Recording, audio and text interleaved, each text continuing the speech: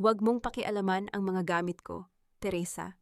Wala kang karapatang hawakan ang anumang bagay na hindi mo pinaghirapan. Tandaan mo, ang tanging silbi mo lang sa bahay na ito ay magsilbi at manahimik. Ang boses ni Ramon ay matalim, parang pilat na humahagupit sa katahimikan ng gabi. Ang mga salitang iyon ay tila mga basag na bubog na pumasok sa pandinig ni Teresa. Habang siya ay nakaluhod sa sahig ng kanilang sala, hawak niya ang isang maliit na sobre na nahulog mula sa bulsa ng jacket ni Ramon nang isabit niya ito sa rack.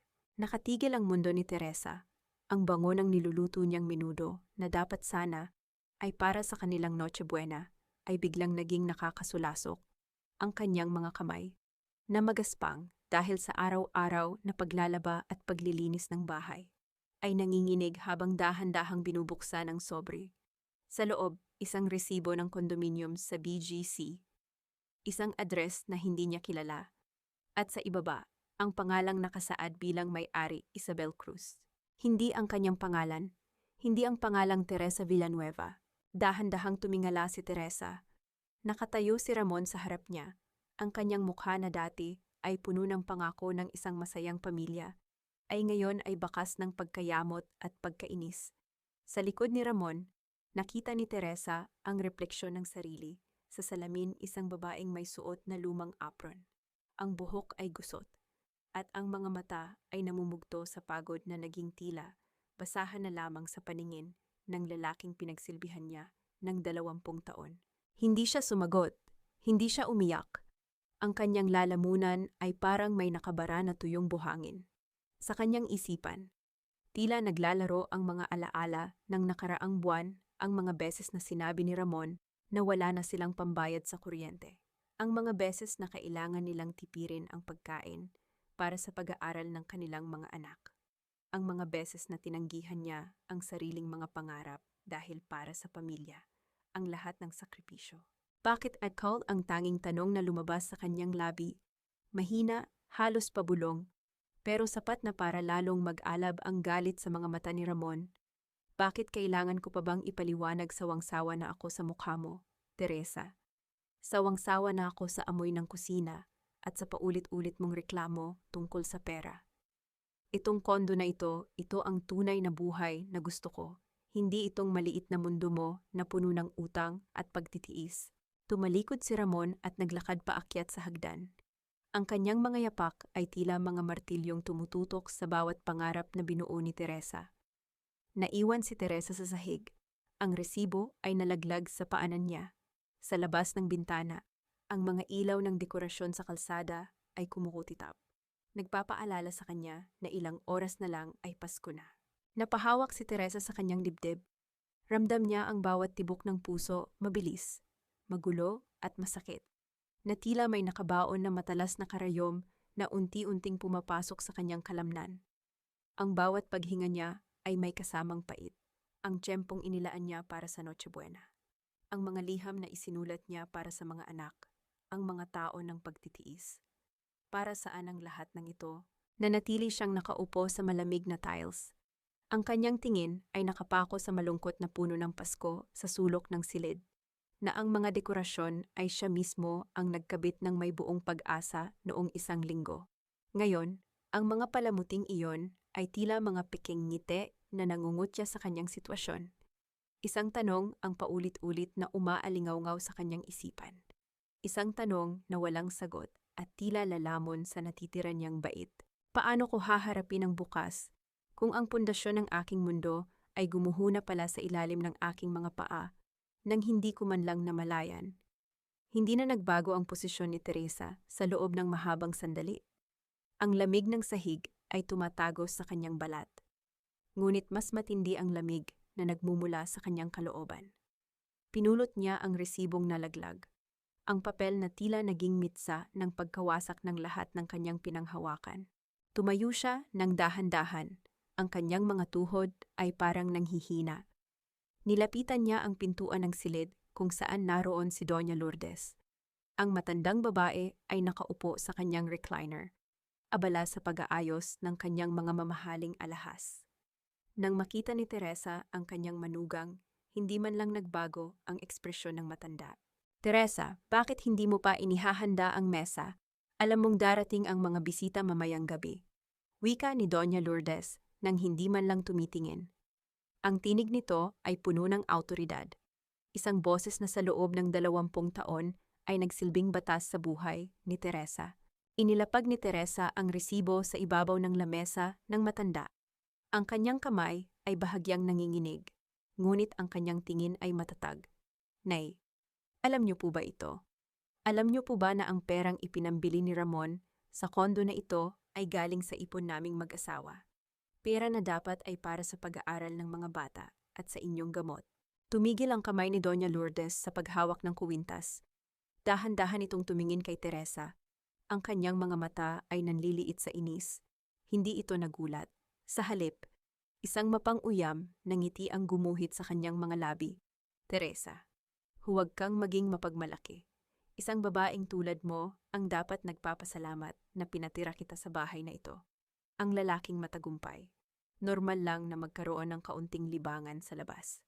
Iyan ang ginagawa ng mga totoong lalaki. Libangan, ulit ni Teresa. Ang kanyang boses ay nanginginig sa galit. Ito ay pagtataksil ninanakawan niya ang sarili niyang pamilya para sa babaeng iyon. At ano naman kung itinatago niya ang pera, sigaw ni Doña Lourdes, na ngayon ay tumayo na at lumapit kay Teresa. Ang amoy ng mamahaling pabango ng matanda ay tila nakakasakal sa ilong ni Teresa. Ang anak ko ang nagpapagod para sa perang iyon. Kung may itinabi siya para sa sarili niya, karapatan niya iyon. At ikaw, ang tanging papel mo ay manahimik at maglingkod. Kung hindi mo kayang tanggapin ang ganitong buhay, maaari kang umalis. Pero huwag mong asahan na may makukuha kang kahit isang sentimo. Lumapit si Teresa, ang bawat hakbang ay tila pagpapakita ng natitira niyang dangal. Pinulot niya ang basong tubig sa lamesa na aksidenteng natapon sa sahig. Dahil sa paggalaw ng matanda, lumuhod siya, hindi dahil sa pagkatalo, kundi dahil sa pagkilala sa kanyang sariling disiplina. Habang pinupunasan niya ang basang sahig, ginawa niya ang tradisyonal na pagmamano sa kamay ng matanda 1 kilos. Nasa ilalim ng sitwasyong ito ay tila isang sumpa ng pagpapaalam. Nay, ang paggalang ko sa inyo ay hindi dahil sa pera, kundi dahil kay Ramon. Pero kung ang paggalang na ito ang dahilan para maging bulag ako sa inyong kasamaan, marahil ay kailangan ko nang magising. Huwag mo akong hamunin, Teresa. Bulyaw ng matanda habang pilit na binabawi ang kamay. Walang imik na lumabas si Teresa sa silid. Sa bawat hakbang niya palayo, tila unti-unting gumuho ang imahe ng perpektong pamilya na matagal niyang pinangalagaan. Nakita niya ang anino ng kanyang sarili sa malaking salamin sa pasilyo, isang babaeng pagod. Sugatan. Ngunit may mga matang nagbabago na ang liwanag. Hindi na ito ang Teresa na laging nakayuko. Pagdating niya sa kusina, isang tahimik na sulok ng bahay. Biglang tumunog ang telepono sa dingding. Ang bawat ring ay tila isang babala. Kinuha niya ang receiver. Hello? Walang sumagot sa kabilang linya. Tanging ang marahan at pigil na paghinga lang ang kanyang naririnig. Sa gitna ng katahimikan, ang taong nasa kabilang linya ay tila naghihintay ng kanyang susunod na hakbang.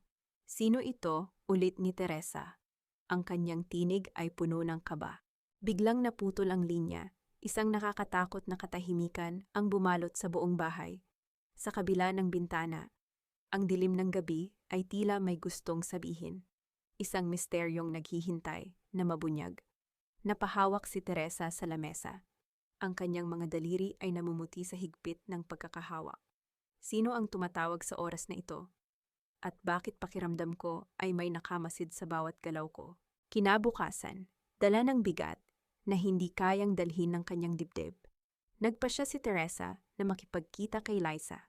Si Liza ang kanyang matalik na kaibigan mula pa noong kolehiyo. Ang tanging tao na inaakala niyang makakaunawa sa kanyang pagdurusa. Nagkita sila sa isang maliit na kainan sa labas ng kanilang barangay, kung saan ang ingay ng mga sasakyan at ang usok ng mga nagtitinda ay nakakapagbigay ng kaunting proteksyon sa kanilang pribadong pag-uusap. Liza, hindi ko na alam ang gagawin ko. Panimula ni Teresa. Ang kanyang mga mata ay basang-basa ng luha. Ikinuwento niya ang tungkol sa resibo, ang kondo sa BGC, at ang malupit na pagtrato sa kanya ni Doña Lourdes. Pinakinggan siya ni Lisa ng mabuti. Hawak ang kamay ni Teresa, at paminsan-minsan ay nagpapakita ng pagkainis sa mga ginagawa ni Ramon. Teresa, hindi ko akalain na aabot sa ganyan. Napakasama niya. Kung ako sa'yo, hindi ako magpapatalo. Kailangan nating gumawa ng paraan para makuha mo ang nararapat sa'yo. Naramdaman ni Teresa na gumaan ang kanyang loob. Ang mga salita ni Liza ay tila isang balsamo sa kanyang sugatang puso. Salamat, Liza. Ikaw lang talaga ang maaasahan ko. Pagkalipas ng ilang minuto, nagpaalam si Lisa na gagamit ng palikuran. Naiwan si Teresa sa lamesa, nakatingin sa labas.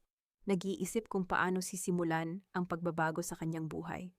Ngunit nang makita niya ang kanyang pitaka na nakapatong sa ibabaw ng lamesa, naalala niyang nakalimutan niyang iwanan ang susi ng bahay na kailangan ni Liza para sa isang dokumentong kailangang kunin.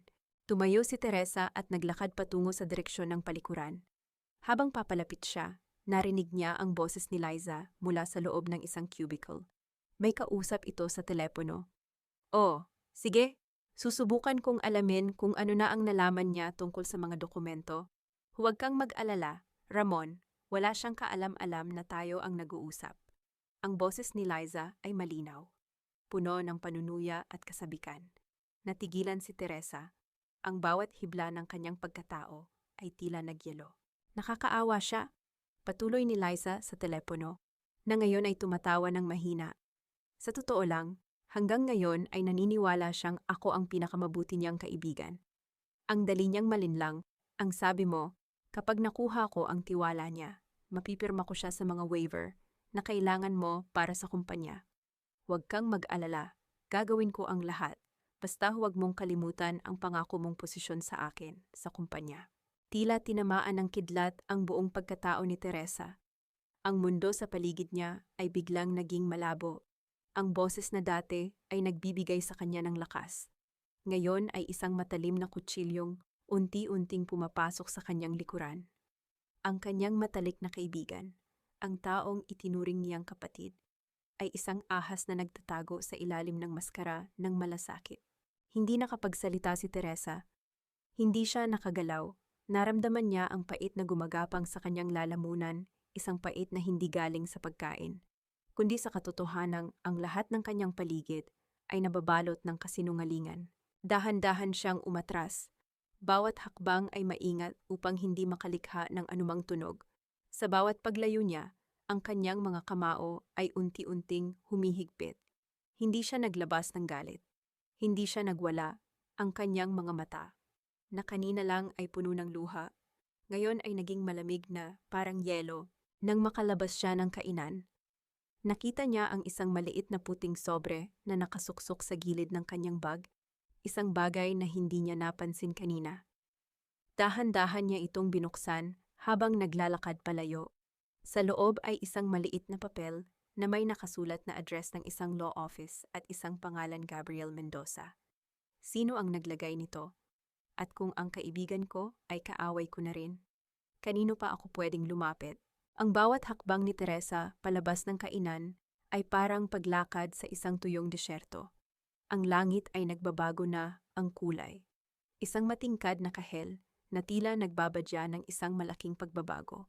Sa kanyang palad, ang maliit na puting sobre ay tila naging isang mabigat na pasanin. Isang susi sa isang pintong. Hindi niya alam kung dapat ba niyang buksan.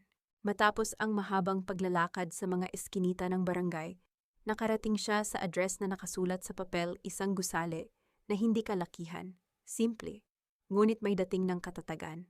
Ang pangalang Gabriel Mendoza ay nakaukit sa isang maliit na tansong plaka sa pintuan. Bago pa man niya maiangat ang kanyang kamay para kumatok, bumukas na ang pinto. Isang lalaki ang lumabas. Nakasuot ng simpleng polo shirt, ngunit ang kanyang mga mata ay pamilyar. Ito si Gabriel, ang kaklase niya noong kolehiyo. Ang lalaking minsan ay naging lihim na hanga sa kanyang talino sa accounting bago siya piniling maging may bahay. Teresa, ang boses ni Gabriel ay puno ng gulat, ngunit agad itong napalitan ng isang pag-unawa na hindi maipaliwanag. hinihintay kita. Pumasok si Teresa sa loob. Ang opisina ay tahimik. Puno ng mga lumang libro at mga file na nakapila ng maayos. Walang karangyaan, ngunit naroon ang isang uri ng kapayapaan na matagal na niyang hindi naramdaman. Paano mo nalaman na kailangan kita? Tanong ni Teresa. Ang kanyang boses ay nanginginig pa rin mula sa mga pangyayaring naganap kanina sa kainan. Inilabas ni Gabriel ang isang makapal na folder mula sa kanyang mesa. Hindi lang ikaw ang nagmamasid, Teresa. Matagal ko nang sinusubaybayan ang galaw ni Ramon. Noong mamatay ang ama mo, alam kong may mali. Ang mga dokumentong ito, itinuro niya ang folder, ay patunay na ang kumpanya ni Ramon ay hindi lang isang matagumpay na negosyo. Ito ay isang network ng mga kumpanyang ginagamit sa iligal na gawain. Binuksan ni Teresa ang folder. Ang bawat pahina ay puno ng mga transaksyon, mga pirma na kahawig ng sa kanya, at mga paglipat ng pondo sa mga account na hindi niya pag-aari. Ang kanyang mga mata ay nanlaki. Ang lahat ng sakripisyo niya, ang bawat sentimong inipon niya para sa kinabukasan ng kanilang mga anak, ay ginamit bilang pantabing sa isang maruming laro. Ginawa kanyang instrumento, Teresa, mahinang sabi ni Gabriel. At ang mas masakit, niluto niya ang lahat para ikaw ang lumabas na mananagot sakaling magkaroon ng imbestigasyon. Nakaramdam si Teresa ng isang matalim na kirot sa kanyang dibdib. Hindi lang pala siya niloko bilang asawa. Ginawa siyang kalasag sa mga krimen ng lalaking itinuring niyang mundo. Ang kanyang pagtitiis, ang kanyang pagiging mabuting asawa. Ang lahat ng iyon ay binaliktad ni Ramon para maging bitag. Kinuha ni Gabriel ang kamay ni Teresa at ipinatong ito sa ibabaw ng folder. Hindi ito isang kilos ng pag-ibig, kundi isang seryosong pangako ng hustisya. Hindi kita bibitawan. Teresa, kilala kita noon pa man. Alam kong may lakas ka na hindi mo pa nailalabas. Panahon na para bawiin mo ang buhay na ninakaw sa'yo. Sa unang pagkakataon, matapos ang maraming taon, naramdaman ni Teresa ang init sa kanyang mga palad. Hindi init ng pagluluto, hindi init ng pagod sa paglilinis, kundi init ng pag-asa. Tiningnan niya si Gabriel, at sa likod ng mga salamin ng lalaki, nakita niya ang isang matapat na kakampi. Ano ang una nating dapat gawin? Tanong ni Teresa. Ang kanyang boses, na dati ay mahina at puno ng pangamba, ay ngayon ay may diin na ng determinasyon. Ang una nating gawin, sagot ni Gabriel, ay ang manatiling tahimik. Hayaan mo silang mag-akala na wala kang alam. Ang pinakamabisang sandata natin ngayon ay ang pagpapanggap nila na ikaw ay mahina. Paglabas ni Teresa sa opisina, ang gabi ay bumalot na sa buong syudad. Tumingala siya sa langit. Ang mga bituin ay tila mga saksi sa kanyang lihim na panunumpa. Hindi na siya ang babaeng luluhod sa paanan ng sinuman. Ang kanyang mga mata, na dati ay puno ng pagsunod, ay ngayon ay nagniningning na sa layuning makamit ang katarungan. Ramon, akala mo ay mananatili akong anino mo habang buhay. Pero hindi mo alam, ang bawat anino ay may kakayahang bumangon kapag tinamaan ng liwanag. Ang pagbalik ni Teresa sa kanilang bahay ay tila pagpasok sa loob ng isang yungib ng mga kaaway. Ang bawat creak ng sahig na kahoy ay parang tunog ng babala. Pagpasok niya, sinalubong siya ng maingay na tawanan ni Ramon at ng isang babaeng boses mula sa sala si Isabel. Teresa, nasaan ang tsaa? Tanong ni Ramon nang hindi man lang tumitingin sa kanya. Nakaupo siya sa sofa, nakataas ang mga paa, habang si Isabel ay nakasandal sa kanyang balikat, tila isang reyna sa sarili niyang kaharian. Nilunok ni Teresa ang pait na bumabalot sa kanyang lalamunan. Pasensya na, Ramon. Hindi ako nakapagluto dahil inayos ko pa ang mga gamit sa bodega. Laging dahilan, singhal ni Ramon habang tumatawa si Isabel. Gawin mo na lang ang trabaho mo at huwag ka nang istorbuhin. Hindi sumagot si Teresa. Yumuko siya at naglakad patungo sa kusina. Sa loob, ang kanyang puso ay mabilis na tumitibok. Hindi dahil sa takot, kundi dahil sa adrenaline. Alam niyang ito na ang pagkakataon. Habang abala ang dalawa sa sala, sa kanilang pagmamahaling mapangutya, mabilis na kumilos si Teresa. Pumasok siya sa home office ni Ramon. Ang silid na iyon ay mahigpit na ipinagbabawal sa kanya. Ngunit ngayon, wala na siyang pakialam. Dahan-dahan niyang binuksan ang drawer kung saan nakatago ang mga dokumentong binanggit ni Gabriel. Ang bawat paggalaw niya ay kasing ingat ng isang magnanakaw sa sarili niyang bahay. Nang mabuksan niya ang drawer, bumungad ang mga resibo, kontrata, at mga bank statement. Kinuha niya ang kanyang cellphone. Ang bawat pitik ng kamera ay kasing tahimik ng paghinga ng isang pusa. Kinunan niya ng larawan ang bawat pahina, ang bawat pirma ni Ramon, at ang mga account number na nagpapatunay sa mga ilegal na transaksyon. Sa gitna ng kanyang pagkuha ng litrato, biglang tumunog ang pintuan ng opisina. Teresa. Nanlamig ang buong katawan ni Teresa. Mabilis niyang isinara ang drawer at humarap sa pinto. Nakatayo roon si Doña Lourdes. Ang kanyang mga mata ay matalim na sumusuri sa bawat sulok ng silid. "Anong ginagawa mo rito?" tanong ng matanda. Ang boses ay puno ng pagdududa. "Naghahanap lang ako ng panlinis, Nay. Ang dumi na kasi ng mga bookshelf. Mukhang matagal nang hindi napupunasan." Sagot ni Teresa. Ang kanyang boses ay kalmado, bagaman ang kanyang mga kamay sa loob ng bulsa ng kanyang apron ay nanginginig sa higpit ng pagkakahawak sa cellphone. Tiningnan siya ng matagal ni Doña Lourdes. Tila may hinahanap ang matanda na kasinungalingan, ngunit walang nakita. "Lumabas ka na. Huwag mo nang uulitin ang pagpasok sa silid na ito. May mga bagay na hindi dapat makita ng mga taong tulad mo." "Opo, Nay," tugon ni Teresa, sabay yuko at mabilis na lumabas. Pagpasok niya sa kanyang sariling silid, doon lamang siya nakahinga ng maluwag. Naupo siya sa gilid ng kama at tiningnan ang mga litrato sa kanyang cellphone. Ang mga ebidensyang ito ay hindi lamang mga numero. Ito ay ang susi sa kanyang kalayaan. Sa unang pagkakataon, matanggihan ang maraming taon. Naramdaman niya ang kapangyarihan sa kanyang mga kamay. Sa labas, narinig niya ang mga halakhakan ni Ramon at Isabel. Ang bawat tawa ay tila isang palakpak sa isang dula na nalalapit na ang pagtatapos. Hindi nila alam ang tagasilbi na minamaliit nila ay kasalukuyan nang nagbubuo ng isang bagyo na wawasak sa kanilang mundo. "Sige, magsaya kayo sa inyong panandaliang kasiyahan." Bulong ni Teresa sa sarili habang maingat na binubura ang mga files sa recent at tinatago ang mga ito sa isang secure cloud folder. Dahil sa bawat pagsikat ng araw, may isang anino na hindi na muling magpapagapi. Kinabukasan, ang katahimikan ng umaga ay winasak ng mga bulong-bulungan sa barangay.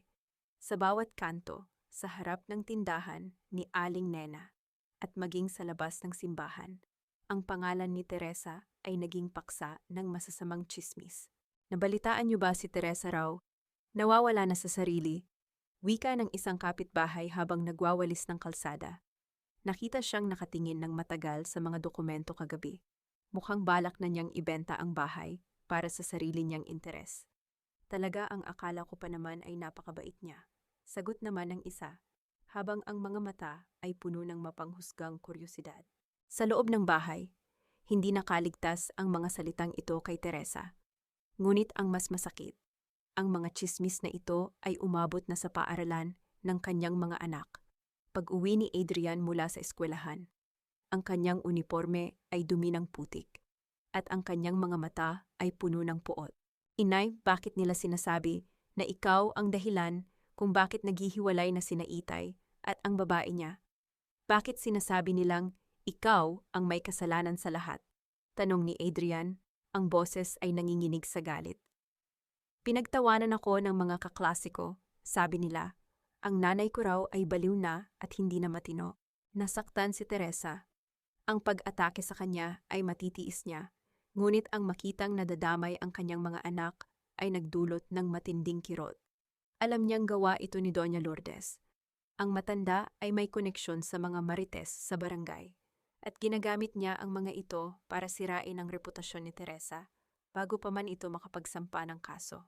Hinarap ni Teresa ang matanda sa sala. "Nay, bakit niyo pinapakalat ang mga kasinungalingang iyon? Hindi ba sapat na sinira na ninyo ang pamilya ko? Kailangan niyo pa bang dungisan ang pangalan ko sa harap ng mga kapitbahay?" Tumawa si Doña Lourdes ng mapanlait. "Teresa, sino ang maniniwala sa isang babaeng tulad mo? Ang mga tao sa barangay na ito ay naniniwala sa kung ano ang maririnig nila mula sa akin. Isang salita ko lang, ikaw ang lalabas na masama. Habang si Ramon ay matagumpay, ikaw ay isang basahan na walang ibang alam kundi ang magreklamo. Sa sandaling iyon, pumasok si Adrian sa sala, hinarap ang kanyang lola. Lola, tama na po. Nakita ko po ang lahat. Nakita ko ang mga resibo. Narinig ko ang mga usapan nyo. Huwag nyo pong sisihin ang nanay ko sa mga pagkukulang ni Itay. Nagulat ang matanda sa tapang ng kanyang apo. Ngunit bago pa man siya makasagot, hinarap ni Teresa ang kanyang anak. Adrian, anak, huwag kang pumatol. Hayaan mo sila. Pero inay, hindi ito patas. Sigaw ni Adrian. Ang hustisya ay hindi nakukuha sa pakikipagsigawan. Anak, kalmadong sagot ni Teresa. Bagaman ang kanyang puso ay nagdurugo, ang hustisya ay nakukuha sa katotohanan. Pagtalikod ni Teresa, nakita niya ang mga kapitbahay sa labas ng bintana. Nakatingin, nagbubulungan, at naghihintay ng susunod na palabas. Naramdaman ni Teresa ang bigat ng paghuhusga ng mundo. Gusto niyang sumigaw. Gusto niyang ipagtanggol ang kanyang sarili. Ngunit alam niyang iyon ang gustong mangyari ni Ramon at Doña Lourdes, ang makita siyang mawala ng kontrol. Sa halip na sumabog, pumasok siya sa kanyang silid at kinuha ang kanyang mga gamit. Hindi siya aalis, ngunit sisimulan na niyang iligpit ang lahat ng kailangan para sa kanyang pag-alis sa hinaharap. Bawat damit na kanyang itinupi, bawat gamit na kanyang inilalagay sa kahon, ay isang hakbang palayo sa nakaraan. Hayaan niyo silang magsalita, bulong ni Teresa sa sarili habang pinupunasan ang luha ni Adrian. Ang bawat tsismis ninyo ay parang mga tuyong dahon na madaling aanurin ng unang bugso ng katotohanan. Pagdating ng araw na iyon, kayo ang lalapit sa akin para humingi ng tawad. Ang hangin sa loob ng bahay ay tila masikip, puno ng tensyon na nakakasakal. Si Isabel, ang babaeng akala mo ay may hawak ng mundo, ay kasalukuyang nakatayo sa harap ni Ramon. Ang kanyang mukha ay puno ng matapang na paghamon. Ngunit sa likod ng pintuan, lihim na nakikinig si Teresa.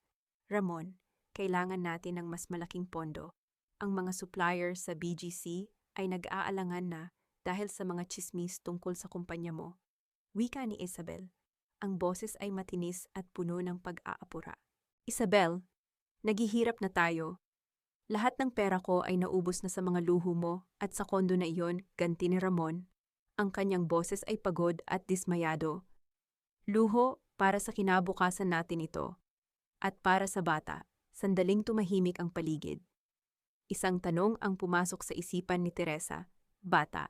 Ang mga kamay ni Teresa ay nanginginig habang hawak ang isang lumang sobre na nakuha niya. Mula sa isang klinik, isang dokumentong natanggap niya matapos ang isang linggong pagmamanman sa mga kilos ni Isabel.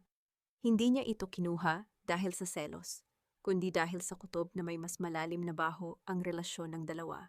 Dahan-dahan, kinuha ni Teresa ang kanyang cellphone. Inayos niya ang draft ng mensahe na matagal na niyang inihanda. Hindi niya ito ipapadala kay Ramon ng direkta. Sa halip, ipapadala niya ito sa isang dummy account na ginagamit ni Ramon para sa kanyang mga iligal na transaksyon, isang account na alam niyang binabantayan ng lalaki bawat oras. Check the medical records of Isabel Cruz at St. Jude Hospital. She is 3 months pregnant, but she hasn't been with you for the last 5 months. Do the math, Ramon. Pinindot ni Teresa ang send. Ang bawat segundo na lumipas ay tila isang oras. Sa loob ng sala, biglang nagring ang cellphone ni Ramon. Binasa niya ang mensahe. Ang kanyang mukha, na kanina ay nakasimangot, ay biglang nagbago, namutla siya. At ang kanyang mga mata ay nanlaki sa gulat at galit. Isabel? Ang boses ni Ramon ay halos pabulong, ngunit puno ng banta. Sino ang ama ng batang dinadala mo? Ano-ano ang pinagsasabi mo? Tanong ni Isabel. Ang boses ay nagbago ang tono. Puno na ngayon ng kaba. Huwag mo akong mauto-uto. Nabasa ko ang record mo 5 buwan tayong magkasama, pero 3 buwan lang ang ipinagbubuntis mo.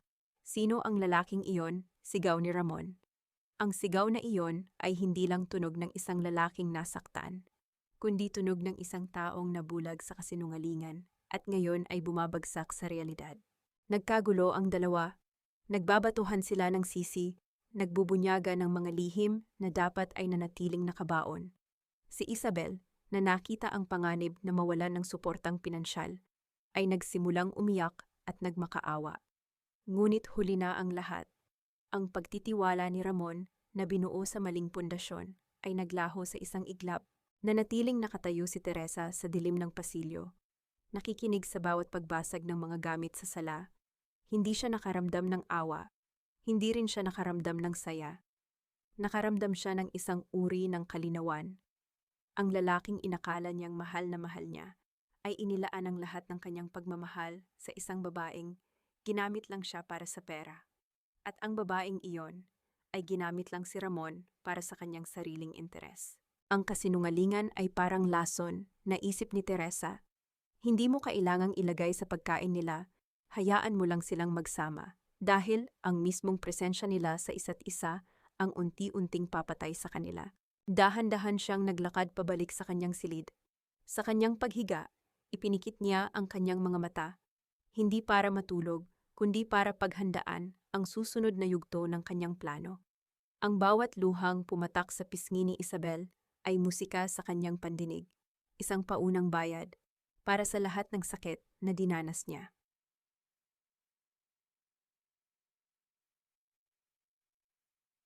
Ang gabi ay nababalot ng tensyon na parang nakabitin na itak sa ibabaw ng bahay ng mga Villanueva.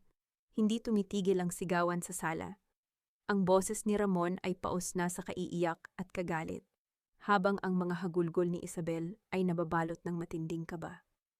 Magkano ang kinuha mo sa akin, Isabel? Ilan sa mga kontratang pinirmahan ko ang ginamit mo para sa ibang lalaki? Sigaw ni Ramon, sabay hagis ng isang florera sa dingding. Sa gitna ng kaguluhan, si Doña Lourdes ay nakaupo sa kanyang wheelchair. Ang kanyang mukha ay kasing puti ng papel. Ngayon lamang niya nakita ang tunay na mukha ng kanyang anak, isang lalaking walang kontrol. Isang taong nilamon ng sarili niyang ambisyon at pagiging marupok. Ramon, tama na pakiusap ng matanda. Ngunit hindi siya pinakinggan. Wala kayong alam, sigaw ni Ramon. Lahat ng ginawa ko para sa pamilyang ito. Pero kayo, niloko niyo ako. Kayo ang dahilan kung bakit ako nawala ng lahat. Sa mga sandaling iyon, lumabas si Teresa mula sa kanyang silid. Hindi siya nagmamadali. Ang bawat hakbang niya ay puno ng kalmado at dignidad. Tumigil ang lahat sa pagsasalita nang makita siya. Si Ramon, na namumula ang mukha, ay tumingin sa kanya na tila isang taong nakakita ng multo. Teresa, ikaw ba ang nagpadala ng mensaheng iyon? Tanong ni Ramon, ang boses ay nanginginig sa galit. Tiningnan siya ni Teresa ng diretso sa mga mata. Ramon, hindi ko na kailangang magpadala ng mensahe para malaman mo ang totoo. Ang totoo ay matagal nang nakalatag sa harap mo. Pinili mo lang na magbulag-bulagan dahil mas gusto mong maniwala sa mga matatamis na kasinungalingan. Hindi nakaimik si Ramon. Ang kanyang mga balikat ay bumagsak. Ang hangin ng pagiging makapangyarihan na dati ay nakapalibot sa kanya ay biglang naglaho. Iniiwan ng isang lalaking wasak at walang direksyon. Biglang nakaramdam ng matinding paghila sa kanyang dibdib si Doña Lourdes. Ang matanda ay humawak sa kanyang leeg. Ang kanyang mukha ay naging asul. Ramon, anak. Nay, sigaw ni Teresa. Agad na tumakbo palapit sa matanda. Sa gitna ng krisis na yon, si Ramon at Isabel ay nagkatinginan. Imbes na tulungan ang matanda, si Isabel ay mabilis na kinuha ang kanyang mga bag at tumakbo palabas ng bahay. Iniiwan ang lahat. Si Ramon naman ay natulala. Tila hindi alam ang uunahin ng kanyang ina na naghihingalo o ang kanyang buhay na unti-unting gumuho. Si Teresa ang nag-isang kumilos. Tinawagan niya ang ambulansya, inalalaya ng matanda, at ginawa ang lahat ng abot ng kanyang makakaya. Habang nasa loob ng sasakyan, patungo sa ospital, hawak ni Teresa ang kamay ni Doña Lourdes. Ang matanda, sa kabila ng kanyang panghihina, ay tumingin kay Teresa. Ang mga mata ng matanda ay puno ng pagsisisi. isang bagay na hindi niya inakalang makikita pa niya. Teresa, patawad, mahinang bulong ng matanda. Pagdating sa ospital, iniwan ni Teresa ang matanda sa pangangalaga ng mga doktor. Sa labas ng emergency room, nakita niya si Ramon na nakaupo sa sahig. Nakatakip ang mukha, walang Isabel, walang pera, walang dangal. Ang lalaking dati ay nagmamalaki ay isa na lamang anino ng kanyang sarili. Hindi siya nilapitan ni Teresa. Sa halip, tumawag siya kay Gabriel. Gabriel, oras na. Ihanda mo na ang lahat ng papeles. Ang pagguho ay tapos na. Ngayon, sisimulan na natin ang pagtatayo ng hustisya. Habang naglalakad palayo si Teresa sa pasilyo ng ospital, naramdaman niya ang isang kakaibang gaan sa kanyang kalooban. Hindi ito kasiyahan, kundi ang kalayaan ng isang taong nakawala na sa tanikala. Alam niyang marami pang pagsubok, marami pang laban sa korte. Ngunit ang unang yugto ng kanyang kalayaan ay narito na. Ang mundo mo ay gumuho dahil itinayo mo ito sa buhangin. Ramon, isip ni Teresa habang tinitingnan ang papalubog na araw sa labas ng bintana. Ang sa akin naman, sisimulan ko sa bato. Ang loob ng korte ay tahimik. Ngunit ang bawat tibok ng puso ni Teresa ay tila isang tambol na nagbababala sa pagdating ng katarungan. Nakaupo siya sa harap. Tuwid ang tayo, suot ang isang simpleng puting damit na sumisimbolo sa kanyang malinis na hangarin. Sa kabila, nakaupo si Ramon. Ang kanyang dating maayos na hitsura ay napalitan ng mga kulubot ng pagod at kahihiyan. Nang tawagin si Teresa sa witness stand, ramdam niya ang panunuri ng mga tao sa loob ng silid. Nakita niya ang mga mamamahayag, ang mga dating kasamahan ni Ramon, at si Doña Lourdes na nakaupo sa isang wheelchair sa dulo ng silid. Ang mukha ay bakas ang matinding pait at pagsisisi. Teresa Villanueva, sumusumpa ka bang magsasabi ng totoo? Tanong ng huwes. Opo, sagot ni Teresa. Ang boses ay matatag, walang bakas ng pag-aalinlangan. Sinimulan ni Gabriel ang pagtatanghal ng mga ebidensya. Isa-isa, ipinapakita ang mga larawan, ang mga dokumento ng peking pirma, ang mga bank account na ginamit sa paglalabas ng pera, at ang mga kontratang nagpapatunay na ang negosyo ni Ramon ay isang malawak na sirkulo ng pandaraya. Bawat dokumentong inilalapag ni Gabriel ay tila isang latay sa katawan ni Ramon. Teresa, maaari mo bang ipaliwanag kung paano mo nalaman ang mga ito? Tanong ni Gabriel. Sa loob ng 20 taon, inakala ko na ang pagtitiis ay pagmamahal. Panimula ni Teresa habang tumitingin sa mga mata ni Ramon. Inakala ko na ang pagpikit sa mga mali ay ang tamang gawin para sa pamilya.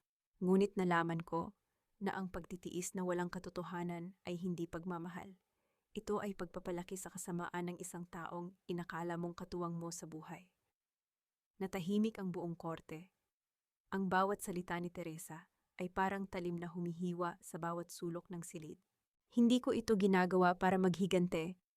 Pagpapatuloy ni Teresa, ginagawa ko ito para sa aking mga anak, upang malaman nila na ang dangal ay hindi nabibili ng pera, at ang katotohanan ay laging nananaig gaano man ito itago sa dilim. Sa bawat tanong ng abogado ni Ramon, nanatiling kalmado si Teresa.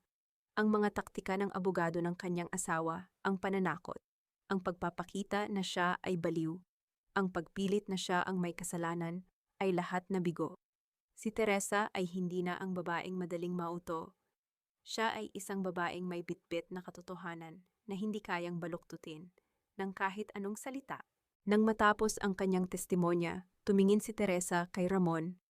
Ang lalaking dati niyang sinasamba ay ngayon ay isa na lamang estranghero. Walang galit sa kanyang mga mata. Tanging awa na lamang awa dahil sa laki ng pagkakataong nasayang nito para sa isang buhay na marangal. Paglabas ng korte, sinalubong siya ng liwanag ng araw. Ang bawat flash ng kamera ay parang mga kidlat na nagpapatunay na tapos na ang kanyang pagtatago sa anino. Sinalubong siya ni Gabriel. Isang matamis at makahulugang ngiti ang namutawi sa mga labi ng abogado. Tapos na ang unang yugto, Teresa, sabi ni Gabriel. Salamat, Gabriel. Ngayon ko lang naramdaman ang tunay na kalayaan, tugon ni Teresa. Sa malayo, nakita niya si Doña Lourdes na inilalapit sa kanya, ang matanda, sa kabila ng paghina ng katawan, ay humawak sa kamay ni Teresa. Walang sinabi ang matanda. Ngunit ang haplos nito ay sapat na. Isang pagkilala sa babaeng minsan ay kanyang kinamuhian. Ngunit ngayon ay nagligtas sa natitirang dangal ng kanilang pamilya. Habang naglalakad palayo si Teresa, natuklasan niya sa loob ng isang maliit na sobre na iniwan ng kanyang yumaong ama sa kanilang lumang aparador na natagpuan niya noong nakaraang linggo ang isang lumang sulat na nagsasabing, "Anak, ang tunay na yaman ay hindi sa bangko, kundi sa iyong pagkatao. Huwag kang papayag na tapakan ka ng sinuman." Ama, bulong ni Teresa sa hangin. Napatunayan ko na ang lahat. Ngayon, handa na akong magsimulang muli. Pagkatapos ng matinding unos sa korte, ang buhay ni Teresa ay tila isang malinis na papel na handa ng sulatan. Ang diborsyo ay opisyal na. At bagaman inalok siya ng korte ng malaking bahagi ng ari-arian ni Ramon bilang danyos, tinanggihan ito ni Teresa. Ang gusto ko lang ay ang aking kalayaan at ang maliit na tindahan na itinayo ko mula sa sarili kong pagsisikap. Ang tanging sagot niya sa huwes, sa isang maaliwalas na umaga, binuksan ni Teresa ang pinto ng kanyang munting panaderya sa gitna ng kanilang barangay. Ang amoy ng bagong lutong pandesal ay humahalo sa simoy ng hangin. Isang halimuyak na nagdadala ng kapayapaan. Sa dingding, nakasabit ang isang simpleng karatula, Teresa's Home of Hope. Habang abala siya sa paglalagay ng mga tinapay sa estante, isang babae ang pumasok. Siya ay si Aling Nena, ang kapitbahay na dati ay isa sa mga marites na humuhusga sa kanya. Ngunit ngayon ay may bitbit na mga prutas, bilang pagbati. "Teresa, patawarin mo ako," pabulong na sabi ni Aling Nena. "Mali ang mga sinabi ko noon. Nakita ko ang iyong katatagan at napagtanto ko na ikaw ang tunay na biktima." Ngumiti si Teresa, isang ngiti na walang halong kapaitan. "Nakalimutan ko na yon, Aling Nena, ang mahalaga ay ang bukas." Sa loob ng panaderya, hindi lang tinapay ang inaalok ni Teresa. Ang bawat sulok ay ginawa niyang silid-aralan at pagtitipon para sa mga kababaihan sa barangay na dumaranas ng pagmamaltrato. Habang naghuhulma ng masa, nagbabahagi siya ng mga aral tungkol sa pag-iimpok, paghahanap buhay, at higit sa lahat, ang pagmamahal sa sarili. Isang araw, isang babaeng may mga pasa sa braso ang pumasok. Mukhang nag-aalinlangan. Siya si Elena, isang inang pinagkakaitan ng karapatan ng kanyang asawa. "Pwede po bang magpaturo sa inyo? Gusto ko pong matutong magnegosyo para hindi na ako umasa sa kanya." Tumingin si Teresa sa kanya nang may pag-unawa. Sa sandaling iyon, nakita niya ang kanyang sarili ilang taon na ang nakalilipas. "Pasok ka, Elena. Dito, ang bawat kamay ay hindi lang humahawak ng masa, kundi humahawak ng bagong buhay." Lumipas ang mga buwan, at ang Teresa's Home of Hope ay naging sentro ng pag-asa. Hindi lamang ito isang negosyo. Ito ay naging tahanan ng mga pusong sugatan. Isang hapon, habang nagtuturo si Teresa ng paggawa ng ensaymada sa mga kababaihan, isang estranghero ang pumasok. Siya si Clara, ang isang dalagang naulila sa magulang at walang matirhan. Napansin ni Teresa na may kakaibang kinang sa mga mata ni Clara. Isang katalinuhan na tila pamilyar. "May karanasan ka ba sa accounting procureur Sapo?" tanong ni Teresa habang tinitingnan ang pagtatala ni Clara sa mga resibo ng panaderya. Nagulat si Clara. "Opo, ma'am. Iyon po ang kurso ko, ngunit hindi ko natapos dahil sa kakulangan sa pera." Biglang naalala ni Teresa ang kanyang ama, ang lalaking nagturo sa kanya, na ang katotohanan ay nakatago sa mga numero. "Clara, tutulungan kitang makapagtapos. Pero sa kapalit nito, pangakuan mo akong gagamitin mo ang galing mo para tulungan ang mga kababaihang tulad natin na makabangon." Habang nag-uusap sila, naramdaman ni Teresa ang isang koneksyon. Ang nakaraan ng kanyang ama at ang kasalukuyan ni Clara ay tila nagtatagpo sa isang punto. Ang mga dokumentong nahanap ni Clara sa mga lumang gamit na ipinamana sa kanya ay may kinalaman sa mga record na sinubukang ilihim ng Cruise Prime Holdings noon. "Ma'am, may nahanap po ako sa mga papel na ito," ani Clara habang ipinapakita ang isang lumang dokumento. Ito ay listahan ng mga empleyadong pineke ang pirma noong nakaraang dekada. Kasama rito ang pangalan ng ama ninyo. Nanginig ang mga kamay ni Teresa. Ang hiwagang bumabalot sa pagkamatay ng kanyang ama ay unti-unting nabubuksan. Hindi lang pala negosyo ang tinamaan ng kasakiman ni Ramon at ng pamilya Cruz, kundi ang mismong dangal ng kanyang pamilya. Hindi lang tayo nagtatayo ng negosyo, Clara. Bulong ni Teresa. Ang kanyang tinig ay puno ng bagong determinasyon. Tayo rin pala ang magiging tagapaghiganti ng mga taong pinatahimik nila. Habang papalubog ang araw, nakatayo si Teresa sa labas ng kanyang panaderya. Pinagmamasdan ang mga kababaihang masayang nag-uusap sa loob. Ang kanyang puso ay puno ng pasasalamat. Ang bawat sugat ng nakaraan ay hindi na mga pilat ng kahihiyan, kundi mga marka ng kanyang katatagan. Handa na ako, isip niya. Kahit anong sikreto pa ang ibunyag ng nakaraan, hindi na ako matatakot. Dahil ngayon, alam ko na kung sino ako. Ang panaderya ay puno ng buhay. Ang tawanan ng mga kababaihan, ang amoy ng matamis na pastillas, at ang sigla ng pag-unlad ay nagpapatunay na ang Teresa's Home of Hope ay hindi lamang isang pangarap, kundi isang matatag na katotohanan. Ngunit sa gitna ng lahat ng ito, isang liham ang nakapatong sa mesa ni Teresa, isang sobre na may tatak ng bilangguan. Dahan-dahan niyang binuksan ang liham. Sulat kamay ito ni Ramon. Ang bawat salita ay tila isang pilit na paghingi ng kapatawaran, puno ng pagsisisi sa lahat ng kanyang nagawa. Teresa, alam kong hindi sapat ang mga salita para bayaran ang lahat ng sakit na idinulot ko. Wala na ako sa kumpanya, wala na ang yaman, wala na ang lahat. Sa loob ng 4 na sulok ng selda, dito ko lang napagtanto na ang tunay na tagumpay ay wala sa kapangyarihan. Pinagsisisihan ko ang bawat segundo na sinaktan kita. Kung may pagkakataon lang, sana akong bumalik. Binasa ni Teresa ang liham hanggang sa huling pahina. Walang galit, walang poot, at lalong walang panghihinayang.